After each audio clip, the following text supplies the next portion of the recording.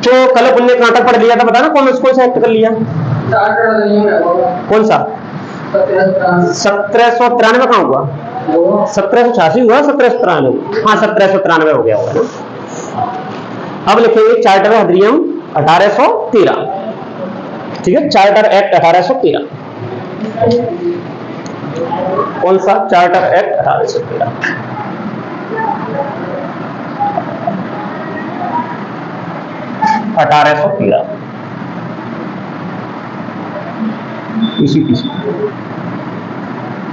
ठीक है, ये चार्टर एक्ट बहुत इंपॉर्टेंट था क्योंकि हाँ कंपनी के जो अधिकार पत्र था ना, किसके लिए? 20 वर्ष के लिए बढ़ाया गया ना। जैसे मैंने कहा रेगुलेटिंग एक्ट कब आया? 1773 ईस्वी में आया। अब इसमें 20 जोड़ दो तो चार्टर एक्ट हो गया, ठीक है। तो अब फिर से जो चार्टर एक्ट आया तो कंपनी के जो अधिकार थे ना, अब वो 20 वर्ष के लिए और बढ़ा दिए, ठीक है। मतलब कंपनी यहाँ पर क्या करेगी? 20 वर्ष तक और काम कर सकती है ना, ठीक है। और यही एक्ट बार बार ये बढ़ते जाएंगे और बाद में आकर के 1857 की लड़ाई होगी और 58 में जब रानी का फरमान आएगा और ये एक्ट बंद हो जाएंगे। कौन सा? मतलब कंपनी का शासन होगा वो बंद हो जाएगा, फिर ब्रिटिश क्राउन के एक्ट आएंगे ना, उसके अधिनियम आएंगे। तो ये चार्टर एक्ट आया तो इसमें क्या कंपनी के जो अधिकार पत्र था 20 वर्षों के लिए बढ़ा दिया गया ना। फिर इसी एक्ट के तहत है ना कंपनी यहाँ पर क्या कर रही है? व्यापार कर रही थी। व्यापार के एक अधिकार लिए गए ना, लेकिन अपने कहा कंपनी किस किस में व्यापार कर सकती थी? कई का व्यापार कर सकती थी ना, चीन के साथ व्यापार कर सकती थी, चाय का कर सकती थी और पूर्वी देशों के साथ कर सकती थी ना। लेकिन जो ब्रिटिश व्यापारी होते थे ना, तो ब्रिटिश व्यापारी भारतीय व्यापारियों के साथ व्यापार कर सकते थे ना, लेकिन कंपनी का जो कर्मचारी अधिकारी होता था वो यहाँ पर निजी तौर पर या कंपनी के तहत व्यापार नहीं कर सकता था। आगे समझ लो, ठीक है। इसके द्वारा ना भारतीय प्रदेशों पर है ना, भारतीय प्रदेशों मतलब ब्रिटिश के अधीन थे जो प्रदेश, उनसे राजस्व वसूल करने का अधिकार मिल गया इस एक्ट के द्वारा। समझ में आ रहा है? कंपनी को क्या कर मिल गया? यहाँ पर राजनीतिक सत्ता स्थापित करना और यहाँ से राजस्व वसूल करने का अधिकार 20 वर्षों के लिए कंपनी को मिल गया, ठीक है। क्योंकि उसका व्यापार बंद हो गया, क्या राजस्व कर लेगी, कर वसूलेगी और यहाँ पर व्यापार करेगी और यहाँ पर राजनीतिक सत्ता स्थापित करेगी, है ना। फिर मैंने कहा कि इसी एक्ट के द्वारा ना, फिर मैंने कहा कि जैसे कंपनी को जरूरत पड़ी किसकी? यहाँ पर कर्मचारियों को भर्ती की, तो कर्मचारियों की जरूरत पड़ी। कर्मचारी पढ़े लिखे नहीं होते थे। जैसे अब इसमें अपने एक उच्च वर्ण के लोग तो काम करेंगे नहीं कंपनी के अंदर, तो मजदूरों में भी क्या निम्न वर्ग के लोग काम करेंगे और निम्न वर्ग के लोग पढ़े लिखे नहीं होते थे उस समय। तो पढ़े लिखे वो व्यक्ति नहीं थे और पढ़ा लिखा व्यक्ति होगा भी तो कंपनी के अंदर बड़ी पोस्ट पर काम करेगा, छोटी पर काम नहीं करेगा। आगे समझ में? तो कंपनी ने क्या किया? 1 लाख रुपए प्रति वर्ष बजट पास किया। समझ में आ रहा? इसी एक्ट के द्वारा कंपनी ने क्या किया? 1 लाख रुपए प्रति वर्ष शिक्षा पर खर्च करने का प्रावधान किया, ठीक है। मतलब जितना भी यहाँ से क्या राजस्व होगा उसमें 1 लाख रुपए हर साल हम शिक्षा पर खर्च करेंगे, जिससे यहाँ के लोग कैसे होंगे? शिक्षित होंगे और कंपनी में रोजगार आसानी से पा सकते हैं और वो क्या करेंगे? उनकी भाषा भी कुछ समझ लेंगे, वो भी हमारी भाषा समझ लेंगे, तो काम बेहतर होगा, है ना, ठीक है। फिर इसके अलावा इसी एक्ट के द्वारा 1813 के एक्ट के द्वारा यहाँ पर ईसाई मिशनरी आ गए और यहाँ पर क्या प्रचार प्रसार कर सकते थे। आगे समझ में? क्योंकि ईसाई मिशनरी अब यूरोप से आएंगे तो ईसाई आएंगे, तो यूरोप से ईसाई आकर के यहाँ आकर के प्रचार प्रसार कर सकते थे। और इस कानून के द्वारा भारत में ब्रिटिश जो क्षेत्र थे उस समय क्या था? ईसाई धर्म का क्या प्रचार आकर के प्रचार प्रसार कर सके, ठीक है। अब इसी के तहत है ना, इसी एक्ट के द्वारा ना स्थानीय सरकारें क्या करेंगी? भारतीय नागरिकों पर सरकार कर लगाएंगी और जो कोई व्यक्ति कर नहीं देगा उसके लिए वो दंड का प्रावधान रखा गया। ये 3-4 जो है प्रावधान थे उसके बारे में अपन लिख देते हैं।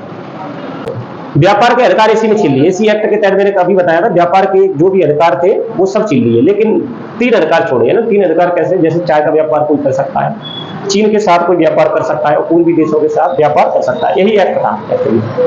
यही कल डिस्कस हो रहा था ना। इसके बाद होंगे सभी छीनेंगे ना, इनको भी छीनेंगे। 3 अधिकार बचे थे, चाय के साथ व्यापार कर सकती है कंपनी, चीन के साथ व्यापार कर सकती है और पूर्वी देशों के साथ व्यापार कर सकती है, लेकिन अपने देश के साथ कंपनी निजी तौर पर व्यापार नहीं कर सकती है ना। कंपनी का कोई अधिकारी कर्मचारी व्यापार नहीं कर सकता है ना, लेकिन ब्रिटिश व्यापारी यहाँ पर आकर के भारतीय व्यापारियों के साथ व्यापार कर सकते थे ना, ठीक है। तो इसमें लिख रहे हैं 2 लाइन कंपनी के अधिकार पत्र को 20 वर्षों के लिए बढ़ा दिया गया ना। क्या प्रावधान थे?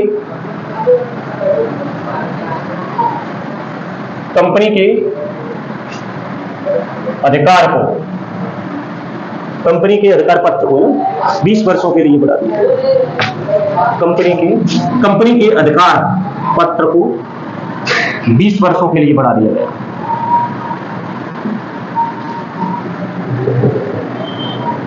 बढ़ा दिया, ठीक है, 20 वर्षों के लिए बढ़ा दिया गया। फर्स्ट। सेकंड में मैंने कहा कि भाई कंपनी क्या कर सकती थी, भारत के साथ है ना व्यापार करने का एक अधिकार छीन लिया। चाय, चीन, पूर्वी देश को छोड़ करके ना, को छोड़कर कंपनी से है ना व्यापार के अधिकार छीन लिए गए, समाप्त कर दिए गए कंपनी से, ठीक है, भारत के साथ व्यापार करना।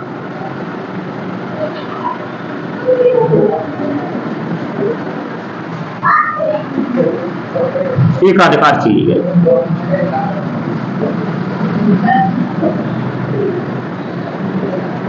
ठीक है,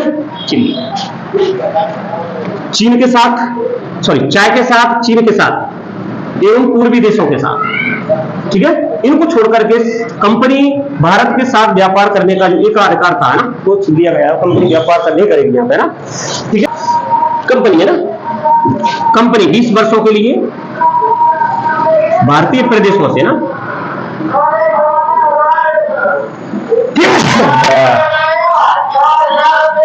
कर राजस्व वसूल करने के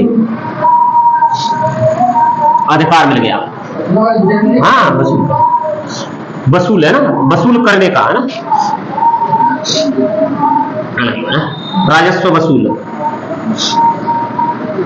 करने का अधिकार।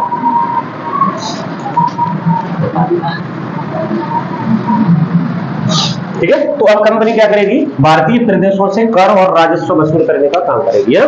फिर मैंने कहा कि भाई यहां पर शिक्षा की बहुत ज्यादा जरूरत थी ना, तो शिक्षा को, और शिक्षा कैसी, पश्चिमी देशों की ना, पश्चिमी देशी मतलब यूरोपीय देशों की शिक्षा को यहां पर प्रचार प्रसार करने के लिए क्या मिला, फंड मिलने लगा ना, मतलब 1 लाख रुपए प्रति वर्ष क्या करेगी कंपनी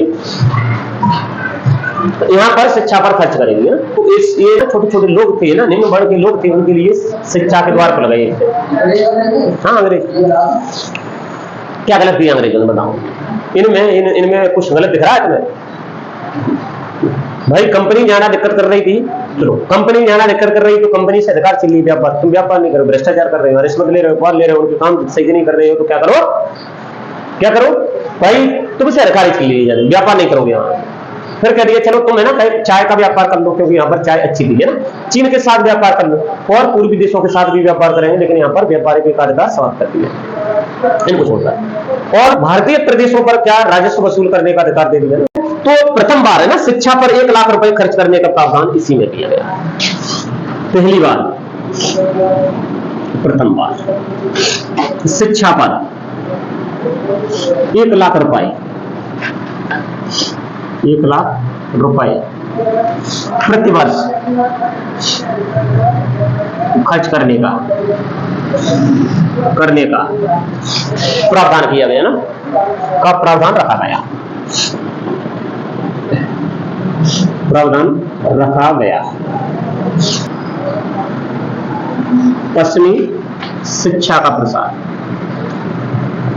प्रसार होने लगा, ठीक है, किस जगह, ब्रिटिश क्षेत्रों में ना, ब्रिटिश क्षेत्रों में, ठीक है, ब्रिटिश क्षेत्रों में उनका पश्चिमी शिक्षा का प्रसार होने लगा, ठीक है।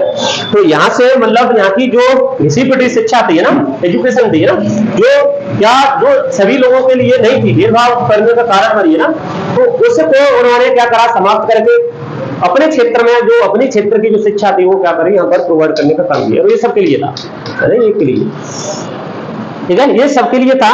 दूसरा इसमें नेक्स्ट लिख लेंगे, मैंने कहा इसमें ईसाई धर्म के प्रसार करने के लिए ईसाई मिशनरियां यूरोप से कहां आने लगी, भारत में आने लगी, उनको मान्यता दे दी गई ना कि भाई तुम ईसाई धर्म, अपने धर्म का प्रचार प्रसार करो। तो इससे क्या हो गया, देश कैसा हो गया भाई, कोई भी किसी भी देश में कोई भी किसी भी धर्म को मान सकता है, तुम भी अपना प्रचार करो, वो भी करें। ये संविधान में दिया है कि नहीं दिया है, आर्टिकल 15 में, ठीक है। तो वो चीज वहीं से आई है ना, ऐसा नहीं है कहीं से आई हो ना। तो इस कारण यहाँ के जो लोग थे विरोध करना पड़ा ऐसी चीजों का, इसलिए विद्रोह जन्मा, ठीक है। तो इसमें लिख लेंगे ईसाई मिशनरियों को भारत में ईसाई धर्म के प्रसार करने की अनुमति दी गई है। किसको? ईसाई, हाँ, ईसाई मिशनरियों को भारत में ईसाई धर्म का प्रसार करने, ना प्रचार प्रसार करने की अनुमति मिली है, ठीक है। इसी एक्ट के तहत आप क्या मिल गया, ईसाई मिशनरी आकर के यहाँ पर क्या कर सकते हैं, प्रचार प्रसार कर सकते हैं अपने धर्म का, है ना। दूसरा मैंने कहा इस कानून के तहत भारत में स्थानीय सरकारों को ना व्यक्तियों पर कर लगाने के लिए अधिकृत किया गया, और कर नहीं देते थे उसको क्या करते थे ये लोग, कर वाला नहीं लिखा, कर नहीं देते थे उसको क्या करते, दंड देने का अधिकार मिला। तो अब इसके बाद आएगा 13 में 10 जोड़ो 20 जोड़ो, कितना हो जाएगा, 33, 20 वर्ष बाद 1833 में आ जाएगा, ठीक है। तो 1833 का बहुत इंपोर्टेंट एक्ट है, तो इसको लिखते हैं और पढ़ते हैं, इंपोर्टेंट है, इसमें से आता रहता है ना। क्या था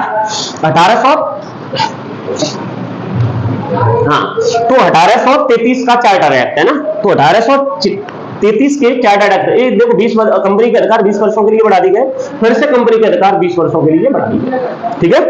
तो इस एक्ट के द्वारा कब 1833 का चार्टर एक्ट आया, तो इस एक्ट के द्वारा कंपनी को पुनः 20 वर्षों के लिए अधिकार फिर से बढ़ा दिए गए, ठीक है। और इस समय अभी जो व्यापार होता था किसका हो रहा था, चाय के साथ, चीन के साथ, पूर्वी देशों के, इसमें पूरे खत्म कर दिए। अब व्यापार करना नहीं है, अब तुम्हें क्या करना है, यहाँ पर सत्ता जमानी है और राजनीतिक काम करना है ना, ठीक है। मतलब व्यापारिक अधिकार कंपनी के इस एक्ट के द्वारा 1833 के चार्टर एक्ट के द्वारा व्यापारिक अधिकार पूरी तरह समाप्त कर दिए गए, है ना, ठीक है। अब कंपनी का केवल भारत पर शासन करने का अधिकार था, ठीक है। अब इस एक्ट के द्वारा क्या किया गया, बंगाल का जो गवर्नर जनरल था ना, अभी बंगाल का ही है, बदला नहीं है। कब 1773 का जो रेगुलेटिंग एक्ट आया ना, उस समय बंगाल का गवर्नर था, गवर्नर जनरल बनाया गया, पढ़ा था। अब वही बंगाल का गवर्नर जनरल है ना, क्या करेगा, पूरे भारत का गवर्नर जनरल कहलाया। तो पूरे भारत का गवर्नर जनरल बना, समझ में आ रहा है। तो किसको बनाया गया, लॉर्ड विलियम बेंटिंक को, है ना। लॉर्ड विलियम बेंटिंक को 1833 में या 34 में, 1833-34 के बीच में उसको भारत का गवर्नर बना दिया गया। क्वेश्चन आता है कि भारत के प्रथम गवर्नर जनरल कौन थे, अपन बता देंगे, लॉर्ड विलियम बेंटिंक, ठीक है। इसमें आया ये 1833 का जो चार्टर एक्ट था ना, उसमें एक प्रावधान आया कि अब बंगाल के गवर्नर जनरल को भारत का गवर्नर जनरल बनाया जाता है ना, ठीक है। इस प्रकार विलियम बेंटिंक भारत के प्रथम गवर्नर जनरल बने। इस एक्ट के द्वारा दास प्रथा को विधि विरुद्ध घोषित किया गया। तो इसमें क्या करा, दास प्रथा को विधि विरुद्ध घोषित किया गया इस एक्ट के तहत, है ना, ठीक है। और दास प्रथा का उन्मूलन कब किया गया, दास प्रथा का उन्मूलन 1843 में किया गया। और 1843 में उस समय लॉर्ड एलन बरो थे, है ना। तो लॉर्ड एलन बरो ने क्या करा, एक एक्ट बनाया 1843 का एक्ट की धारा 5 के तहत दास प्रथा का पूरी तरह क्या कर दिया, प्रतिबंध कर दिया और दंडित किया गया ना। और इस समय क्या करा, केवल उसको विधि विरुद्ध घोषित कर दिया गया। आगे समझ में, दास प्रथा, ठीक है। इसी एक्ट में फिर अपन ने देखा कि भाई इस एक्ट में क्या था, जो लॉर्ड गवर्नर जनरल था ना, तो गवर्नर जनरल में क्या था, परिषद में गवर्नर जनरल होता था, 3 सदस्य होते थे। अब इसमें चौथा सदस्य और जोड़ा गया ना। चौथा सदस्य जो जोड़ा गया क्या था, विधि सदस्य था ना, विधि से संबंधित या कानून से संबंधित सदस्य था। उसे मत देने का अधिकार नहीं था, क्वेश्चन आ जाए उसे मत देने का अधिकार था, मत देने का अधिकार नहीं था ना, ठीक है। और इसी एक्ट के द्वारा ना मद्रास हो गया तुम्हारा, बंबई हो गया, मद्रास और बंबई की परिषदों को विधि निर्माण की जो शक्तियां होती थी वो वापस कर ली गई ना। अब बंगाल और मद्रास की जो परिषद होंगी वो अपनी विधि कानून नहीं बना सकेंगे, उससे उन जो शक्तियां मिली वो वापस कर दी गई, ठीक है। फिर इसी एक्ट के द्वारा ना, इसी एक्ट के द्वारा ना, मैंने कहा इसमें विधि सदस्य जोड़ा गया। और इस एक्ट के द्वारा जो पुरानी प्रचलित रूढ़ियां या प्रथाएं थी, है ना, भारत में चली आ रही प्रथाएं रूढ़ियां थी, उनको क्या किया गया, संहिताबद्ध करने का काम किया। मतलब इसमें एक विधि आयोग बनाया गया और विधि आयोग बना करके जो प्रथाएं थी रूढ़ियां थी उनसे संबंधित क्या करे गए, कानून बनाए गए। आगे समझ में, कानून बनाए गए। और विधि आयोग बनाया गया। विधि आयोग में कौन डाला गया, विधि आयोग का अध्यक्ष बनाया गया किसको, लॉर्ड मैकाले को। लॉर्ड मैकाले है ना। तो लॉर्ड मैकाले ने क्या किया, भारतीय कानूनों का वर्गीकरण किया ना, क्योंकि भारतीय कानून इस यहाँ पर बहुत सारे कानून थे ना, तो उनका वर्गीकरण कर दिया। ठीक है। तो लॉर्ड मैकाले कैसे भारत के शिक्षा से संबंधित उसने काम किए, बहुत सारे कानून से संबंधित बहुत सारे कानून किए ना। क्वेश्चन आता है कि जो अभी कानून थे वो लॉर्ड मैकाले के समय थे ना, कौन कौन से कानून, जैसे भारतीय साक्ष्य अधिनियम था ना, नहीं भारतीय साक्ष्य अधिनियम नहीं था, मतलब अपन ये कह सकते भारतीय दंड संहिता थी, आईपीसी, ये कब थे, लॉर्ड मैकाले के समय बने थे। और कौन सा था, भारतीय आपराधिक प्रक्रिया संहिता, सीआरपीसी, ये कब था, ये उसी समय की थी, लॉर्ड मैकाले के समय थी ना। और भारतीय साक्ष्य अधिनियम, समझा ना, भारतीय साक्ष्य अधिनियम, ये 3 कानून थे और इन 3 कानूनों को अब समाप्त कर दिया है। अब नए कानून आ गए उनके स्थान पर ना, उनके स्थान पर कौन से नए कानून आ गए, जैसे भारतीय न्याय संहिता आ गया बीएनएस, और भारतीय नागरिक सुरक्षा संहिता आ गया बीएनएसएस है ना, और भारतीय साक्ष्य अधिनियम आ गया। ठीक है। ये 1800 ईस्वी के कानून चल रहे थे ना, वो अब समाप्त कर जाके 200 साल बाद। ठीक है। अब नए कानून आ गए।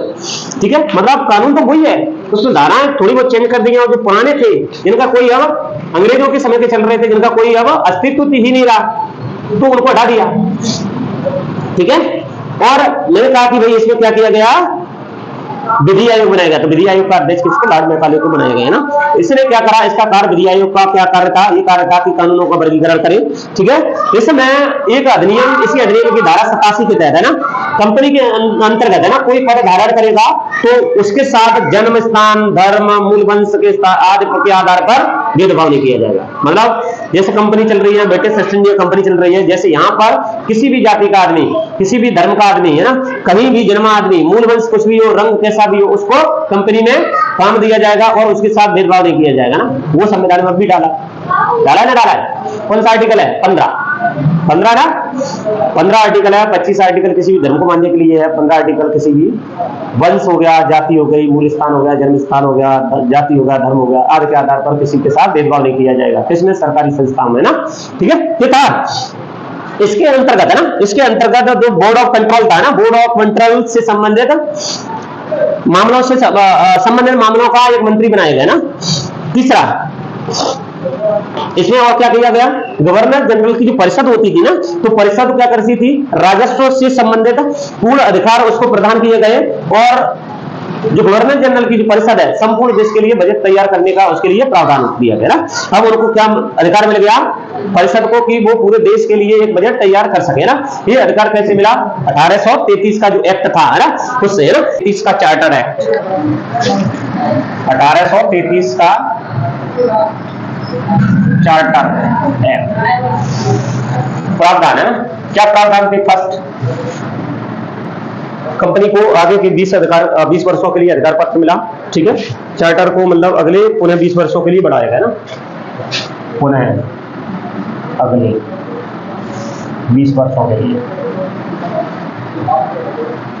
कंपनी के अधिकार बढ़ाए गए ना, कंपनी के अधिकारों को बढ़ाया गया,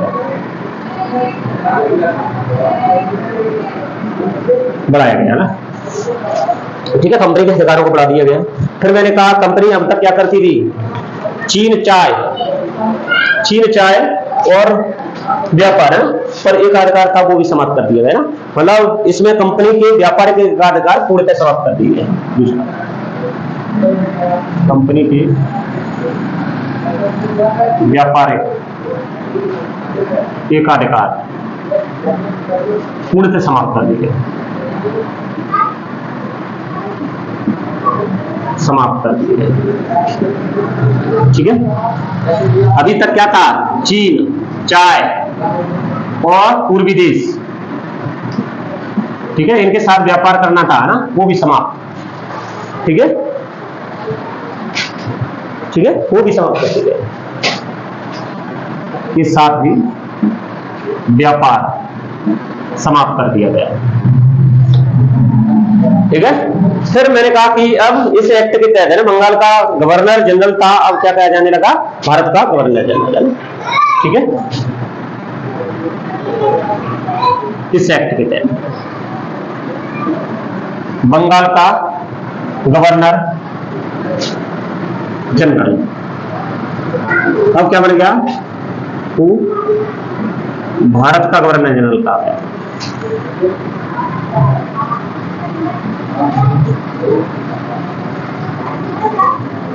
कहा गया, ठीक है। इस प्रकार है ना, इस प्रकार है ना।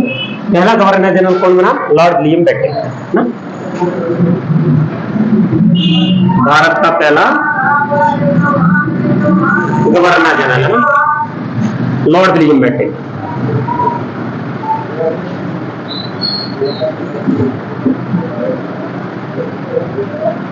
ठीक है, लॉर्ड विलियम बेंटिक बना, ठीक है। लॉर्ड विलियम बेंटिक को भारत का पहला गवर्नर जनरल बनाया गया। क्वेश्चन आ गया, बंगाल का अंतिम गवर्नर जनरल कौन था, तो यही था, वो हटा करके वो बना दिया, तो अंतिम ही हुआ, ठीक है। भारत का पहला और बंगाल का अंतिम गवर्नर जनरल। आगे समझ में दोनों पॉइंट, ठीक है। भारत का पहला, बंगाल का अंतिम है ना। क्वेश्चन आ जाए कि इसमें इस एक्ट के द्वारा ना दास प्रथा को विधि विरुद्ध और कानून गैर कानूनी घोषित किया गया ना, किसको, दास प्रथा को,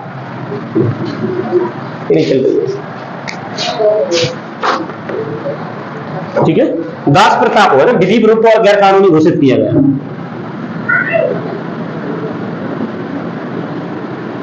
इस एक्ट के द्वारा क्या, दास प्रथा को विधि विरुद्ध, ठीक है, गैर कानूनी ना घोषित किया गया,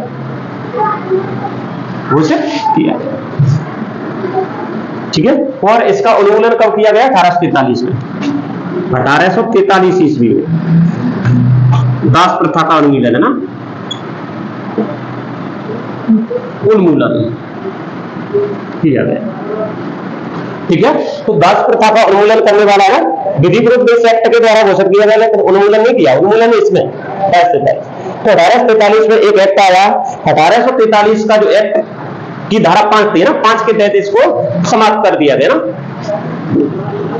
क्या 1843 ईस्वी के एक्ट 5 के द्वारा, ठीक है, दास प्रथा का उन्मूलन है ना। अब उन्मूलन किसने किया, लॉर्ड एलनबर्ग, ठीक है, लॉर्ड एलनबर्ग थे उस समय ना, ठीक है। तो लॉर्ड एलनबर्ग ने क्या करा, इसका उन्मूलन किया ना, लॉर्ड एलनबर्ग, ठीक है। तो दास प्रथा का उन्मूलन किसने किया, लॉर्ड एलनबर्ग,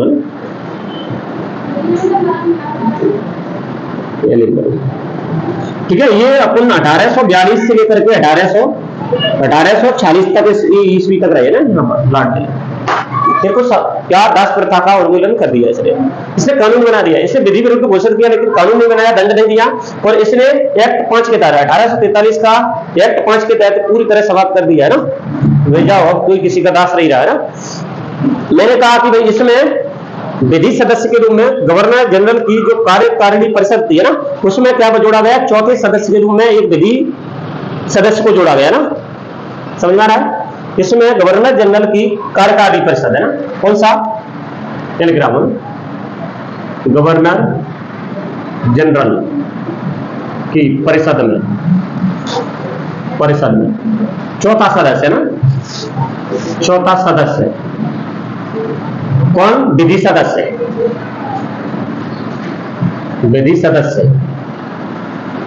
को शामिल किया गया, ठीक है। चौथे सदस्य के रूप में विधि सदस्य को शामिल किया गया ना, और ये से मताधिकार का अधिकार नहीं था ना, मताधिकार नहीं था ना, ठीक है, मत नहीं दे सकता था, है ना, ठीक है। इसी एक्ट के द्वारा ना, मैंने कहा इस एक्ट के द्वारा मुंबई और मद्रास की परिषदों को विधि निर्माण करने की शक्ति वापस ले लिया गया ना, ठीक है। इसी एक्ट के द्वारा मुंबई व मद्रास की परिषदों से विधि निर्माण है ना शक्ति वापस ले ली गई है ना। क्या ले ली गई? वापस ले ली गई। अब वो विधि का निर्माण नहीं कर सकती थी वो परिषद, है ना। ठीक है, मुंबई मद्रास की परिषद, है ना। ठीक है, आगे देखें तो मैंने कहा कि आगे इसमें एक विधि आयोग बनाया गया। ठीक है, भारत में सभी रूढ़ियों और प्रथाओं को संहिताबद्ध करने के लिए एक विधि आयोग की रचना की गई है ना, एक विधि आयोग का गठन किया गया। ठीक है, भारत में प्रचलित, ठीक है, भारत में प्रचलित रूढ़ियों और प्रथाओं को संहिताबद्ध करने के लिए, ठीक है, एक विधि आयोग बनाया गया। भारत में प्रचलित रूढ़ियों एवं प्रथाओं को संहिताबद्ध करने के लिए ना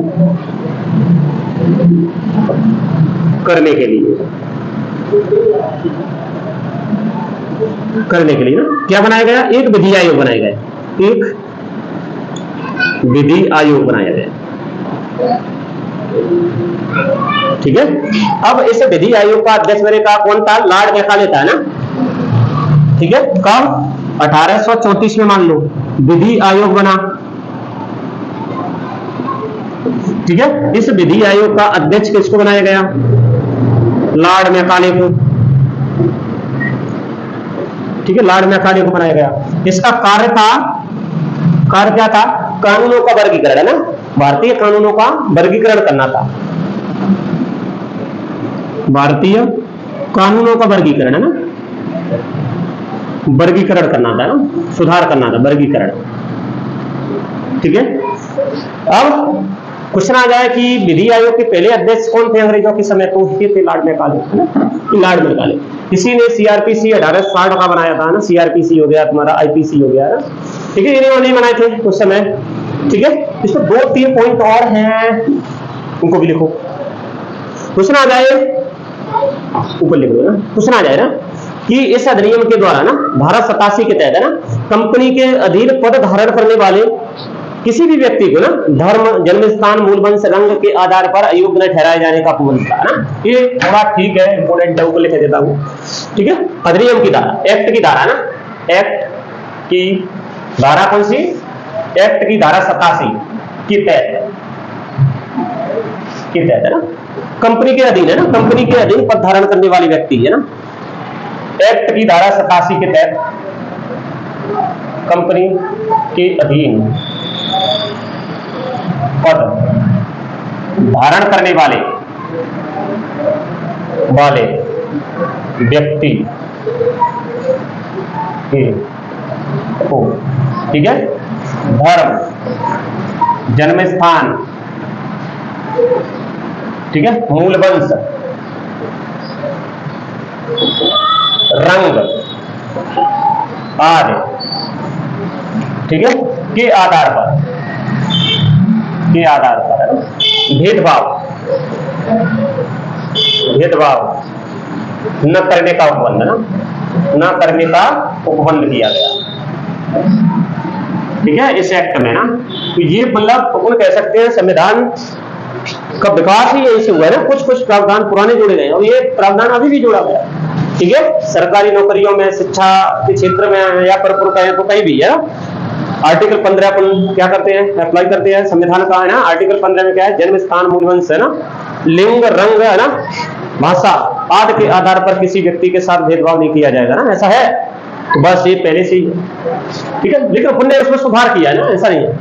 ठीक है, उस समय कंपनी में क्या था, तो कंपनी के हिसाब से जो एक्ट थे वो थे। इस समय भारत का जो है सरकार है, भारत लोकतंत्र है, तो भारत के हिसाब से इसमें क्या है, प्रावधान है संविधान में ना।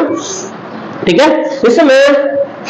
इसमें क्या किया गया, बोर्ड ऑफ कंट्रोल, है ना, बोर्ड ऑफ कंट्रोल का जो अध्यक्ष होता था ना, उसे क्या करा गया, एक मंत्री बनाया गया ना, संबंधित है ना, भारत से संबंधित मामलों का मंत्री बनाया गया ना।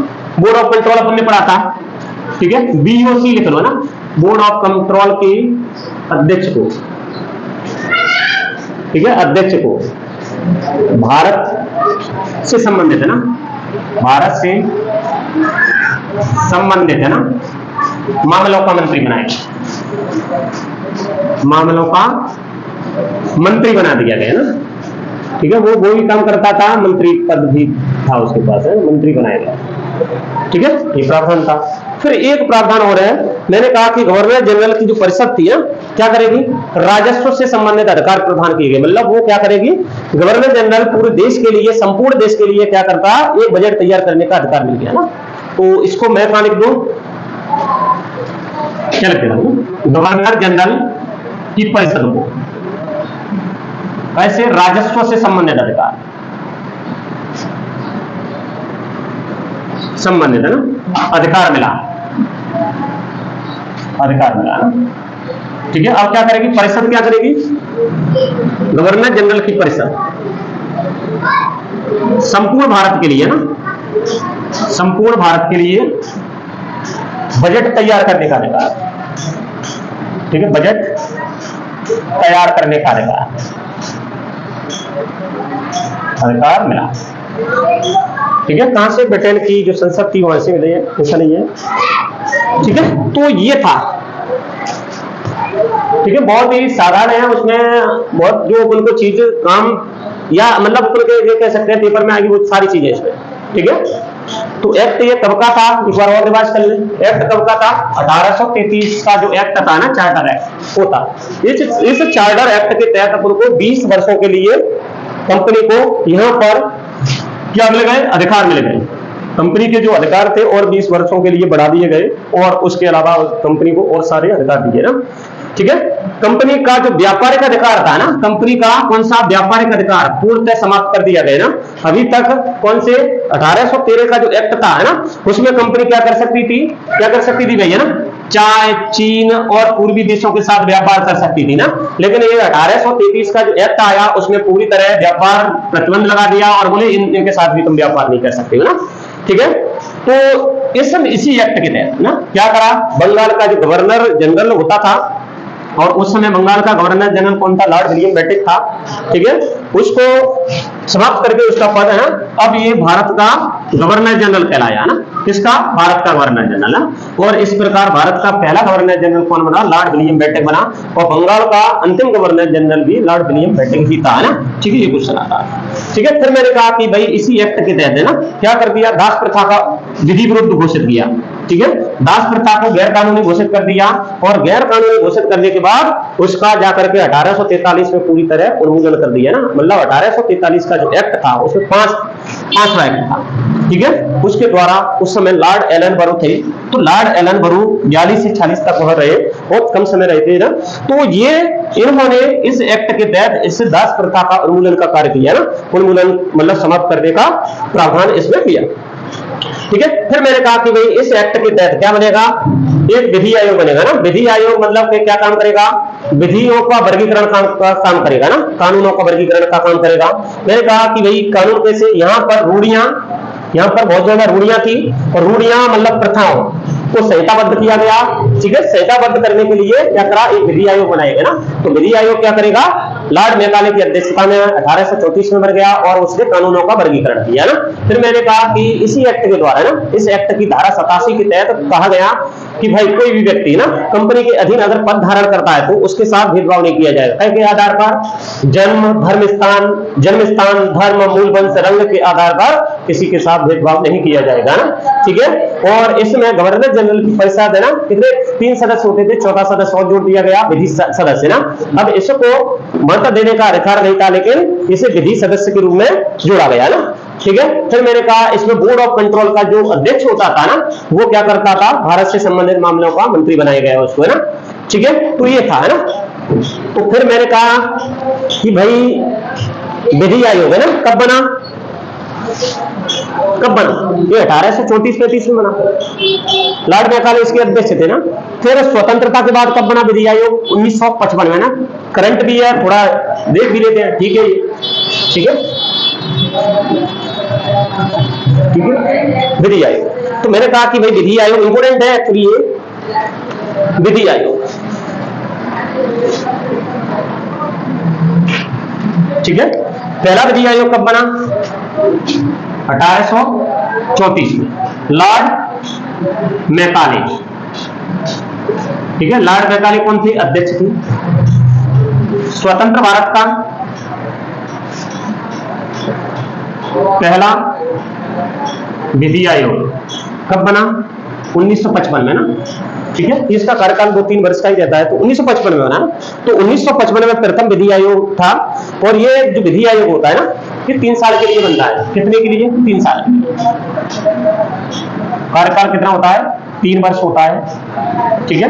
फिर करता है एक, ये है गैर संवैधानिक निकाय है ना, क्या ये एक गैर संवैधानिक निकाय है और कानून मंत्रालय के अधीन ये कार्य करता है। और ये क्या करता है? कानूनों से संबंधित क्या करता है? नियम कानून बनाने के लिए या सलाह देने का काम करता है, ठीक है।